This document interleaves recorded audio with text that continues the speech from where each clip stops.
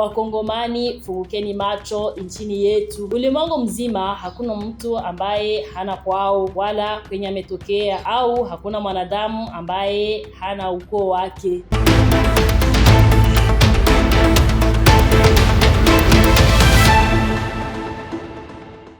Habari zenu wandugu wapendwa wasikilizaji. Hapa ni Kuisomo TV, mko pamoja na Grace Basembi. Wakongomani, fungukeni macho nchini yetu. Ulimwengu mzima hakuna mtu ambaye hana kwao wala kwenye ametokea, au hakuna mwanadamu ambaye hana ukoo wake. Ila cha kushangaza, kwenye nchi Jamhuri ya Demokrasia ya Kongo kuna watu ambao hawana chanzo chao wala hawatambuliki kwenye ukoo wa makabila za Kongo, ambazo ni zaidi ya 450, na kila kabila ndani ya Kongo ina ardhi yake, lugha yake, mila zake na utamaduni wake, na istoshe ina kiongozi wake ambaye anatambuliwa kwa lugha ya kigeni chef coutumier, yani kiongozi anayejulikana kama mfalme wa ardhi hiyo na anayeheshimiwa na raia wote wa ardhi hiyo. Cha kushangaza, kuna watu ambao hawajulikani walikotokea ila wanangangana kujiita Wakongomani. Ni wazi kwamba ni wahamiaji haramu ambao wanayepigania kunyang'anya nchi na ardhi ya watu wengine, kwa sababu ni watu hawana kabila la Kongo kwa njia yoyote, hawana ardhi, hawana mila za Kongo, hawana lugha ya Kongo, ila wana lugha na mila za kigeni ambavyo ni vya nchi jirani ya Rwanda. Kwa sisi Wakongomani wenye kutoka kwa shina la makabila za Kongo, si afadhali tuishie kwenye vita ya ukombozi wa nchi yetu kuliko tukubali kutawaliwa na watu wenye roho ya minyama, watu ambao hawaheshimu hata maiti ya mtu aliyefariki dunia, watu ambao kazi yao ni kupora mali za raia wa Kongo, mifugo, magari, pesa, nyumba, kila kitu, kubaka wanawake na wasichana wenye umri ndogo hadi miaka 2, na istoshe baada ya kuwabaka wanawachinja kama mbuzi au kondoo. Na zaidi ya kubaka na kuwaua wanawake na wasichana, wanachagua wanaume na wavulana wenye nguvu wote na kuwaingiza kwa nguvu kwenye kundi la ugaidi na uhaini, na anayepima toroka wanamchinja kama ng'ombe ili wawatie hofu wasiosalia, ili wasijaribu tena kutoroka au kujiondoa kwenye kazi zenye kulaaniwa zao. Sasa ni wazi kwamba lengo la hawa Wanyarwanda sio kupora mali ya nchi ya Kongo tu au kuwaua Wakongomani kwenye kiwango cha wauaji na anayepima toroka wanamchinja kama ng'ombe ili wawatie hofu waliosalia, ili wasijaribu tena kutoroka au kujiondoa kwenye kazi zenye kulaaniwa zao. Sasa ni wazi kwamba lengo la hawa Wanyarwanda sio kupora mali tu ya nchi ya Kongo au kuwaua Wakongomani kwenye kiwango cha mauaji ya kimbali, genocide contre le Congolais, lakini haswa hawa Wanyarwanda wana lengo ya tawala Kongo nzima na Wakongomani wote wa makabila zote za Jamhuri ya Demokrasia ya Kongo.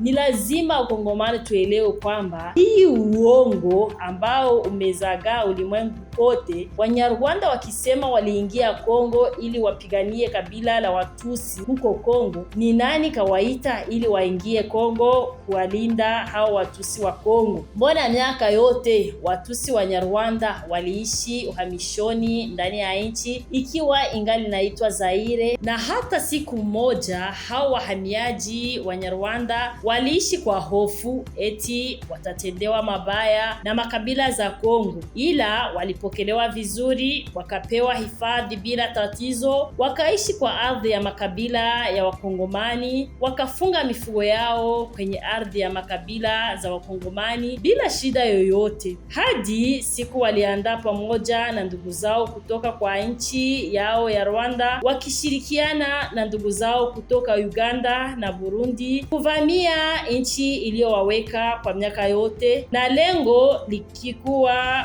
kuchukua madaraka Kinshasa ili kakabila kageni katawale makabila yenye ardhi. Jambo hilo huwezi ukalifikiria kama wewe utawaliwe na shetani. Kivipi utachukua uamuzi wa kuwaua watu wakio kuhifadhi kwa zaidi ya karne nzima? Lakini kinachopandwa ndicho kitavunwa. Hao watu wanajiita wa kabila la Kongo au Wanyamrenge. Itakuwaje mtu mmoja aitwe Mkongomani na pia aitwe Mnyarwanda? Ile milima yote wanaojiita Wanyamrenge wanaishi ni ardhi ya makabila ya Wawembe, Warega, Wavira, Wafulero na Washi. Sasa ni lini hao Wanyarwanda wakageuka kwa Wakongomani wa asili? Na ni kweli mwaka 1996 hao Wanyamurenge walipigana wakishirikiana na Wanyarwanda mpaka wakamfukuza Rais Mobutu madarakani. Lakini wakati viongozi wa jeshi la Jamhuri ya Demokrasia ya Kongo walijikuta hawakupewa hata afisa wa cheo cha kanali, walikuta General James Kabarebe ndiye waziri wa ulinzi na wengine Wanyarwanda ndio walipewa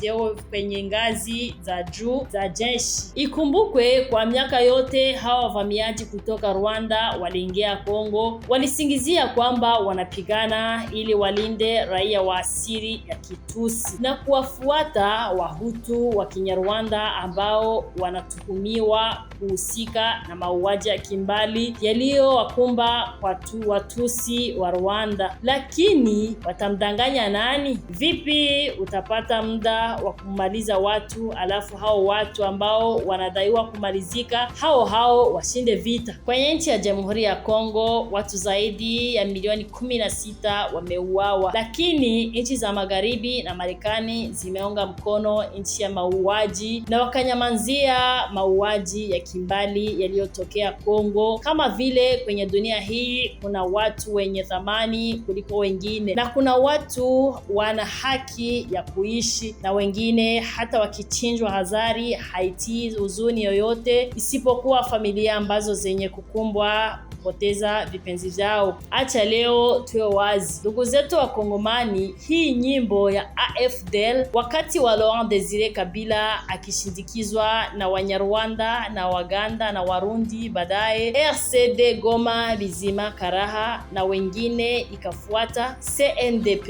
Laurent Nkundabatware, alafu M23 wakisema wanapigania Watusi wenye wanaishi Kongo au wanafuata FDLR nera hamwe, ni lazima wasitishe hii nyimbo ya kudanganya na kulaza usingizi watu ili wasipiganie nchi yao vema.